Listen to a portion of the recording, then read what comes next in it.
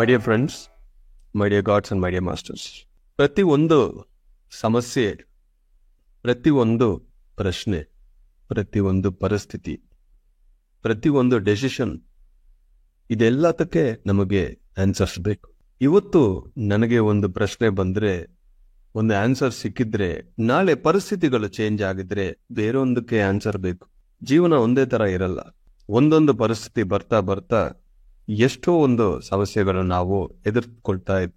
ಪ್ರತಿ ಒಂದು ಸ್ಟೇಜ್ ಅಲ್ಲಿನೂ ನಮಗೆ ಆನ್ಸರ್ಸ್ ಬೇಕು, ಕ್ಲಾರಿಟಿ ಬೇಕು, ದಾರಿ ಬೇಕು. ಎಲ್ಲಾ ಪ್ರಾಬ್ಲಮ್ಸ್ಗೂ ಸೊಲ್ಯೂಷನ್ ಧ್ಯಾನ ಅನ್ನೋದು ನಮ್ಮೆಲ್ಲರಿಗೂ ಗೊತ್ತು, ಇಲ್ಲಿರೋ ಪ್ರತಿಯೊಬ್ಬರಿಗೆ ಗೊತ್ತು. ಆದ್ರೆ ಧ್ಯಾನ ಅನ್ನೋದು ಒಂದು ಫೌಂಡೇಶನ್. ಧ್ಯಾನ ಇಲ್ಲದೆ ಯಾವುದೇ ನೀವು ಮಾಡಿದ್ರು ಅದು ಲಾಂಗ್ ಟರ್ಮ್ ಪರ್ಮನೆಂಟ್ ಇರಲ್ಲ. ಬಟ್ ಧ್ಯಾನ ಒಂದೇ ಅಲ್ಲ, ನಮಗೆ ಆನ್ಸರ್ಸ್ ಬೇಕು. ಒಂದು ವಿಷಯಕ್ಕೆ ನಮಗೆ ಆನ್ಸರ್ಸ್ ಬೇಕು ಅಂದ್ರೆ, ಒಂದು ನಮ್ಮ ಧ್ಯಾನದಲ್ಲಿ ನಮಗೆ ಮೆಸೇಜಸ್, ವಿಷನ್ಸ್ ಬರಬೇಕು.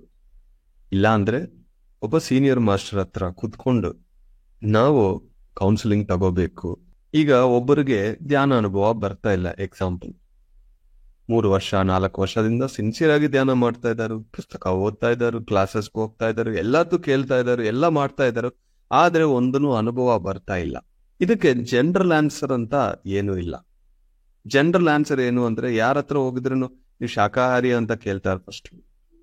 ಎರಡನೇದೇ ಡೈಲಿ ಮಾಡ್ತಾ ಇದ್ದೀರಾ ಅಂತ ಹೇಳ್ತಾರೆ. ಅದಕ್ ಮೇಲೆ ಜನರಲ್ ಆನ್ಸರ್ ಕೇಳೋಕೆ ಮಾಸ್ಟರ್ಸ್ ಹತ್ರನೂ ಆನ್ಸರ್ಸ್ ಇರಲ್ಲ. ಬಟ್ ಅವರು ಯಾವ ಸ್ಥಿತಿಯಲ್ಲಿ ಇದಾರು, ಯಾವ ಒಂದು ವಿಷಯ ಅದು ಅಡ್ಡ ಇದೆ ಅನ್ನೋದು ನೋಡೋ ಕಣ್ಣು ಇರಬೇಕು. ಒಬ್ಬ ಮೇಡಮ್ ಈ ತರಾನೇ ಬಂದ್ರು, ಅವ್ರಿಗೆ ಅಡ್ಡ ಏನು ಅಂದ್ರೆ ಬೆಳ್ಳುಳ್ಳಿ ಒಂದೇ ಅಷ್ಟೇ, ಬೇರೆ ಎಲ್ಲ ಮಾಡ್ತಾ ಇದ್ದಾರೆ, ಸಿನ್ಸಿಯರ್ ಆಗಿದ್ರು. ಆ ಬೆಳ್ಳುಳ್ಳಿ ಒಂದು ರಿಮೂವ್ ಮಾಡಿದ ತಕ್ಷಣ ಅವ್ರಿಗೆ ಎಲ್ಲಾ ಗೇಟ್ಸು ಓಪನ್ ಆಗಿದೆ. ಎಲ್ಲಾ ವಿಷನ್ಸು, ಮೆಡಿಟೇಷನ್ ಎಕ್ಸ್ಪೀರಿಯನ್ಸಸ್, ಕ್ಲಾರಿಟಿ ಪ್ರತಿಯೊಂದು ಬಂದಿದೆ. ಅಂದ್ರೆ ಈ ಒಂದು ಪ್ರತಿಯೊಬ್ಬರಿಗಿಲ್ಲ. ಒಬ್ಬೊಬ್ಬ ವ್ಯಕ್ತಿ ಒಂದೊಂದು ಕಡೆ ಸಿಕ್ಕಾಕೊಳ್ತಾರೆ. ಮೊನ್ನೆ ಒಬ್ಬರು ಬಂದ್ರು ನನ್ನ ಹತ್ರ, ಬಂದು ಅವರು ಅವ್ರ ಒಳಗೆ ಏನೋ ಪ್ರಶ್ನೆ ಇದೆ, ಅವ್ರಿಗೆ ಆನ್ಸರ್ಸ್ ಬೇಕು. ನಾನು ಯಾವಾಗ್ಲೂ ಹೇಳ್ತೀನಿ, ನನ್ನ ಹತ್ರ ಒಂದು ಎಕ್ಸ್ಪೆಕ್ಟೇಷನ್ ಇಟ್ಕೊಂಡು ಬರಬೇಡಿ. ಯಾಕೆಂದ್ರೆ ನಾನು ಅನ್ಕೊಂಡಿದ್ರೆ ಯಾವುದು ಬರಲ್ಲ, ತಾನಾಗೆ ಅದೇ ಬಂದ್ರೆ ನಾನು ಹೇಳ್ತೀನಿ ಅಂತ. ಆ ವ್ಯಕ್ತಿ ಸುಮಾರು 15 ವರ್ಷದಿಂದ ಸಫರ್ ಆಗ್ತಾ ಇದ್ದಾರೆ. ಒಳಗೆಲ್ಲ ತುಂಬಾ ಕೋಲ್ಡ್, ಕಫ, ಆ ವಾಟ್ರಿ ಅನ್ನೋದು ಜಾಸ್ತಿ ಇತ್ತು. 15 ವರ್ಷದಿಂದ ಸಫರ್ ಆಗ್ತಾ ಇದ್ದಾರೆ. 1 ವರ್ಷ 2 ವರ್ಷ ಇಲ್ಲ, ಈ 15 ವರ್ಷ ಅವರು ಪ್ರತಿಯೊಬ್ಬ ಡಾಕ್ಟರು, ಪ್ರತಿಯೊಬ್ಬ ಮೆಡಿಸಿನ್ ಎಲ್ಲ ನೋಡಾಯ್ತು. US ಹೋಗಿದ್ರು, ಅಲ್ಲಿನೂ ಸೊಲ್ಯೂಷನ್ ಸಿಕ್ಕಿಲ್ಲ. ಅಲ್ಲಿಂದ ಮತ್ತೆ ಇಲ್ಲಿ ಬಂದ್ರು, ಏನಾದ್ರು ಸೊಲ್ಯೂಷನ್ ಸಿಗುತ್ತಾ ಅಂತ ನೋಡೋಕೆ ಬಂದ್ರು. ಅವ್ರು ನನ್ನ ಹತ್ರ ಬಂದು ಕೂತ್ಕೊಂಡು ಅವರು ಪರಿಚಯ ಮಾಡೋ ಸಮಯ ಟ್ರಾನ್ಸ್ ಬಂದು ನಾನೊಂದು ವಿಷನ್ ನೋಡಿದ್ದೆ. ಅದರಲ್ಲಿ ತುಂಬಾ ಜಂತುಗಳು, ತುಂಬಾ ಹಿಂಸೆಯನ್ನು ನಾನು ನೋಡಿದ್ದೆ. ಅವಾಗ ಅವ್ರ ಹತ್ರ ಹೇಳಿದೀನಿ, ಈ ತರ ನೋಡಿದೀನಿ ಅಂದ್ರೆ ಅವರು ಹೇಳಿದ್ರು, ಹೌದು ಸರ್, ನಾನು ತುಂಬಾ ಜಂತುಗಳು ನೋಡ್ತಾ ಇರ್ತೀನಿ, ನಾನು ತುಂಬಾ ಹಿಂಸೆ ಕೊಟ್ಟಿದ್ದೀನಿ ಅಂತ ನನ್ಗೂ ಗೊತ್ತು. ಅವಾಗ ನನಗೆ ಕನ್ಫರ್ಮೇಶನ್ ಬಂತು, ಬರೋ ವಿಷನ್ ಕರೆಕ್ಟ್ ಅಂತ. ಮಾತಾಡ್ತಾ ಇದ್ರೆ ಈ ಜನ್ಮದಲ್ಲಿ ಅವರು ಒಬ್ಬ ಬ್ರಾಹ್ಮಣ ಕುಟುಂಬದಲ್ಲಿ ಹುಟ್ಟಿದಾರು. ಮಾಂಸ ಅನ್ನೋದು ಸ್ಮೆಲ್ಲೂ ಅವ್ರಿಗೆ ಗೊತ್ತಿಲ್ಲ. ಆದ್ರೆ ಕಳೆದ ಜನ್ಮಗಳು, ಹಿಂದಿನ ಜನ್ಮಗಳಿಂದ ಬಂದಿರೋ ಆ ಕರ್ಮಗಳನ್ನು ಇವಾಗ ಫೇಸ್ ಮಾಡ್ತಾರೆ. ಫಸ್ಟ್ ಒಂದು ಆನ್ಸರ್ ಸಿಕ್ತು. ಏನು, ಈ ಶರೀರದಲ್ಲಿ ಎಷ್ಟೋ ಪ್ರಾಬ್ಲಮ್ಸ್ ಇದೆ, ಇದಕ್ಕೆ ಸೊಲ್ಯೂಷನ್ ಹಿಂದಿನ ಜನ್ಮದ ಕರ್ಮಗಳು, ಅದನ್ನು ಜಂತುಗಳಿಗೆ ರಿಲೇಟ್ ಆಗಿದೆ ಅನ್ನೋದು ಫಸ್ಟ್ ಬಂದಿದೆ. ಆಯ್ತು ಅಂತ ಅನ್ಕೊಂಡಿದ್ದೀನಿ. ಆಗ ನೋಡ್ತಾ ಇದ್ರೆ, ಮಾತಾಡ್ತಾ ಇದ್ರು, ಅವರು ಏನೇನು ಫೇಸ್ ಮಾಡಿದ್ರು ಅದೆಲ್ಲ ಒಂದೊಂದು ವಿಷಯ ಹೇಳ್ತಾ ಮತ್ತೊಂದ್ಸತಿ ಟ್ರಾನ್ಸ್ ಬಂದ್ರೆ, ಅವಾಗ ಏನು ಹೇಳಿದ್ರು ಅಂದ್ರೆ, ಇವತ್ತಿಂದ ಒಂದು 200 ದಿವಸ ಅಂದ್ರೆ 200 ಡೇಸ್ ಒಂದು ಪಾತ್ ನಾವು ಕ್ರಿಯೇಟ್ ಮಾಡಿದೀವಿ. ಆ 200 ಡೇಸ್ ಆದ್ಮೇಲೆ ಅವರು ಹುಟ್ಟಿನ ದಿವಸ ಬರುತ್ತೆ, ಅವಾಗ ಅವರಿಗೆ ವಿಮೋಕ್ಷಣ ಬರುತ್ತೆ ಅಂತ ಬಂತು.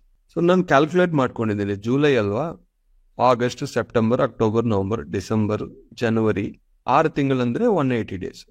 ಅಂದ್ರೆ ಫೆಬ್ರವರಿಗೆ 200 ಡೇಸ್ ಬರುತ್ತಲ್ವ. ಅವರನ್ನ ಕೇಳಿದ್ದೀನಿ, ಫೆಬ್ರವರಿಯಲ್ಲಿ ನಿಮ್ ಬರ್ತ್ಡೇನಾ ಅಂದ್ರೆ ಹೌದು ಅಂದ್ರೆ ಇನ್ನೊಂದು ಕನ್ಫರ್ಮೇಶನ್ ಬಂತು. Perfect message. ಅವಾಗ ಹೇಳಿದ್ದೀನಿ, ನಾನು ಒಂದು ದಾರಿ ಕ್ರಿಯೇಟ್ ಮಾಡಿದ್ದು, ಈ ಕರ್ಮ ನಿಮಗೆ ವಿಮೋಕ್ಷಣ ಆಗ್ಬೇಕು ಅಂದ್ರೆ 200 ದಿವಸಗಳಾಗುತ್ತೆ, ನಿಮ್ಮ ಹುಟ್ಟಿನ ದಿವಸ ಫೆಬ್ರವರಿಗೆ ಕ್ಲಿಯರ್ ಆಗುತ್ತೆ.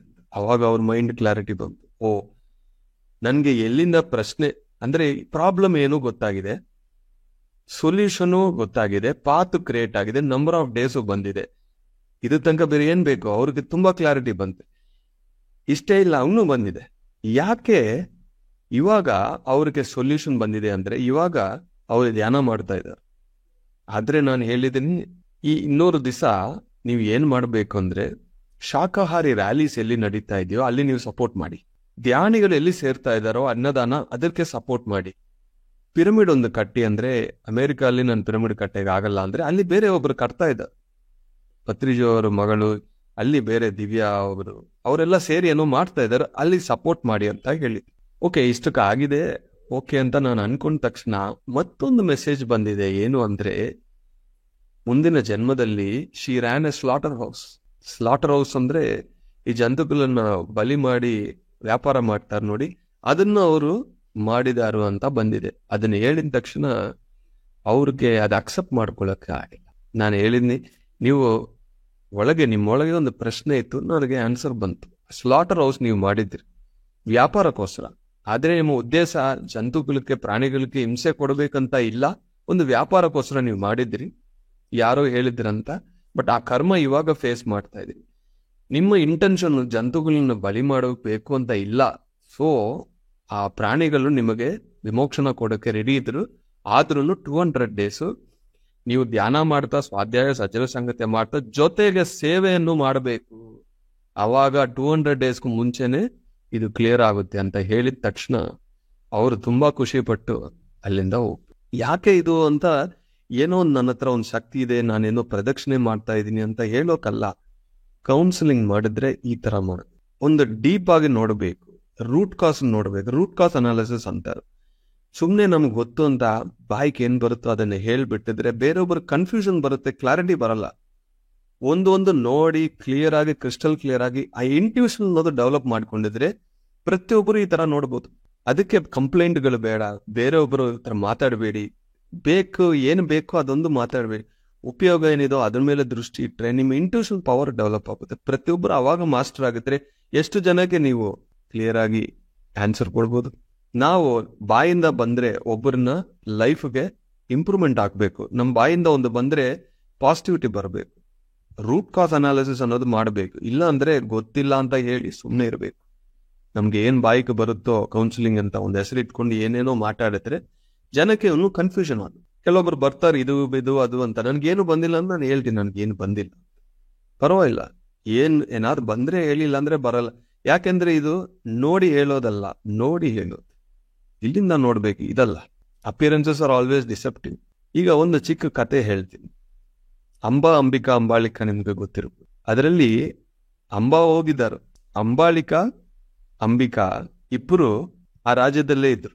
ಒಂದು ಸತಿ ನಮ್ಮ ಪಾಂಡು ಅವರು ಮದುವೆ ಆಗಿದೆ, ಫಸ್ಟ್ ನೈಟ್ ಆಗ್ಬೇಕು. ಅವಾಗ ಮಿತ್ರ ರಾಜ್ಯದಲ್ಲಿ ಯುದ್ಧ ಬರುತ್ತೆ. ಇವರು ನಮ್ಮ ಕುಂತಿದೇವಿ ಹತ್ರ ಹೇಳ್ತಾರೆ, ಬೇಕಂದ್ರೆ ನಾನು ನೈಟ್ ಇಟ್ಕೊಂಡು ಬೆಳಗ್ಗೆ ಹೋಗ್ಬೋದು. ಬಟ್ ಅವರು ಅದು ನನ್ನ ವೀಕ್ನೆಸ್ ಅನ್ಕೊಳ್ತಾರೋ, ಇಲ್ಲ ನಾನು ಸ್ಟ್ರಾಂಗ್ ಅಂತ ತೋರ್ಸ್ಬೇಕಂದ್ರೆ ಕುಂತಿದೇವಿ ಹೇಳ್ತಾರೋ, ಇಲ್ಲ ನೀವು ಹೋಗಿ, ಅದು ಮುಖ್ಯ. ಒಬ್ಬ ರಾಜ ಯುದ್ಧ ಬಂದ್ರೆ ಅಲ್ಲಿ ಹೋಗ್ಬೇಕು, ನಾನು ವೆಯ್ಟ್ ಮಾಡ್ತೀನಿ ಅಂತ. ಹೋಗಿ ಎಷ್ಟೋ ತಿಂಗಳಾದ್ಮೇಲೆ ಅವ್ರು ರಿಟರ್ನ್ ಬರ್ತಾ ಇದಾರೆ ಅಂದ್ರೆ ಖುಷಿಯಾಗಿ ಇವ್ರು ನೋಡ್ತಾ ಇದ್ರೆ ಇನ್ನೊಬ್ಬ ಮಾಧುರಿ ಅಂತ ಒಂದು ಹುಡುಗಿಯನ್ನ ಮದುವೆ ಮಾಡ್ಕೊಂಡು ಕರ್ಕೊಂತ. ಈಗ ಭೀಷ್ಮಾಚಾರ್ಯ ಆಗ್ಲಿ, ಸತ್ಯವತಿ ಆಗ್ಲಿ, ಅಂಬಾಲಿಕೆ ಎಲ್ಲರೂ ನೋಡ್ತಾ ಇದ್ರು. ಇಂಥ ಒಂದು ಪರಿಸ್ಥಿತಿ ಬಂದಿದೆ. ಈಗ ಎಲ್ಲರೂ ಯಾರನ್ನ ನೋಡ್ತಾ ಇದ್ದಾರೆ ಅಂದ್ರೆ ಕುಂತಿದೇವಿಯನ್ನು ನೋಡ್ತಾ ಇದ್ದಾರೆ. ಇವ್ರು ಅಕ್ಸೆಪ್ಟ್ ಮಾಡ್ಕೊಳ್ತಾರಾ ಇಲ್ವೋ ಅಂತ. ಅವರು ಏನು ಮಾಡಿಲ್ಲ, ಹೋಗಿ ಅವ್ರಿಗೆ ಆರತಿ ಇಟ್ಟು ಬೊಟ್ಟಿಟ್ಟು ಆಹ್ವಾನ ಮಾಡ್ತಾರೆ. ಅಂಬಾಲಿಕಾ ಹೇಳ್ತಾರ ಅಂಬಿಕಾಗೆ, ನೋಡಿ ನಮ್ಮ ಕುಂತಿದೇವಿ ಎಷ್ಟೊಂದು ಹೃದಯದಿಂದ ಅಕ್ಸೆಪ್ಟ್ ಮಾಡ್ಕೊಂಡಿದ್ರು, ಗ್ರೇಟ್ ಅಲ್ವಾ ಅಂದ್ರೆ ಅಂಬಿಕಾ ಅವ್ರು ಹೇಳ್ತಾರು, ಈ ಕಣ್ಣಿಂದ ನೋಡೋದು ಮಾತ್ರ ಸತ್ಯ ಅಲ್ಲ. ಒಬ್ಬರ ಒಳಗೆ ಫೀಲಿಂಗ್ಸ್ ಹೆಂಗಿರುತ್ತಂತ ನಮಗ್ ಗೊತ್ತಿಲ್ಲ. ಇದು ನನ್ನ ಮಗ ಧೃತರಾಷ್ಟ್ರದಿಂದ ನಾನು ಕಲ್ತಿದ್ದೀನಿ. ಕಣ್ಣಿಗೆ ನೋಡೋದೆಲ್ಲ ಸತ್ಯ ಅಲ್ಲ. ಕಣ್ಣಿಗೆ ಆತರ ಕಾಣಿಸ್ತದೆ, ಆದ್ರೆ ಒಳಗೆ ಪ್ರತಿಯೊಬ್ಬರ ಒಳಗೆ ಏನೇನಿರುತ್ತೋ ನಮ್ಗೆ ಗೊತ್ತಿಲ್ಲ. ಇದು one of the best examples. ಆ ತರ ಒಬ್ಬೊಬ್ಬರ ಪರಿಸ್ಥಿತಿಗೆ ರೀಸನ್ಸ್ ಏನಿದೆ ಅನ್ನೋದು, ಪಾಸ್ಟ್ ಲೈಫ್ಸ್ ರಿಗ್ರೆಷನ್ಸ್ ಮಾಡಬೇಕು, ಅವರು ಒಳಗೆ ಏನಿದೆ ನೋಡ್ಬೇಕು, ಕರ್ಮಗಳನ್ನು ನೋಡಬೇಕು, ಅವರ ಮೈಂಡ್ ಇಂದ ಕ್ರಿಯೇಟ್ ಆಗಿದೆ ನೋಡ್ಬೇಕು, ಅವ್ರ ವೀಕ್ನೆಸ್ ಇಂದ ಕ್ರಿಯೇಟ್ ಪ್ರತಿಯೊಂದು ನೋಡಿ ಒಬ್ಬರಿಗೆ ಗೈಡ್ ಮಾಡಬೇಕು. ಇಲ್ಲ ಅಂದ್ರೆ ನನಗ್ ಗೊತ್ತಿಲ್ಲ, ನೀವು ಧ್ಯಾನ ಮಾಡಿ ಸಾಲ್ವ್ ಆಗುತ್ತೆ ಅಂತ ಹೇಳ್ಬೇಕು.